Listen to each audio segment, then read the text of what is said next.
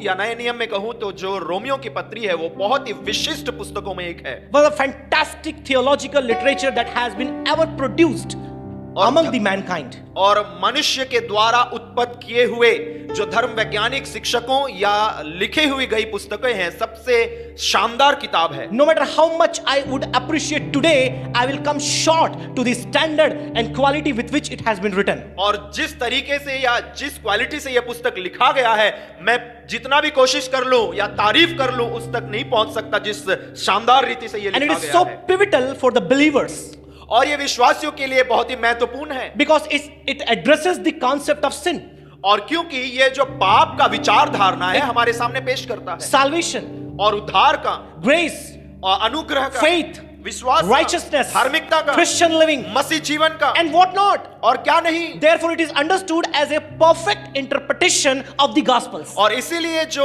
इसको हम मानते हैं जो सुसमाचार का एक सटीक विवरण है। Gospels are historical narrative. और जो सुसमाचार है, इंजील के पुस्तक जो है वो एक ऐतिहासिक पुस्तक के द्वारा पेश किए And जाते हैं। Romans put all the letters together are the interpretation of the Gospels. और ये जो रोमियो की पत्री या बाकी पत्रियों को हम मिलाकर देखते हैं तो उसका जो व्याख्या है वो पेश So करता among है। all the letters which has interpreted the teachings and doctrines or the motive, theological motive of Jesus Christ so well is the book of Romans. और जो यीशु मसीह के सुसमाचार का विवरण और व्याख्या जितने पत्रियों ने किया है उसमें सबसे श्रेष्ठ विवरण रोमियो में पाया जाता And है। Paul wrote it in his third missionary journey at about 57 AD. और यह जो लिखा गया है वो समय यह है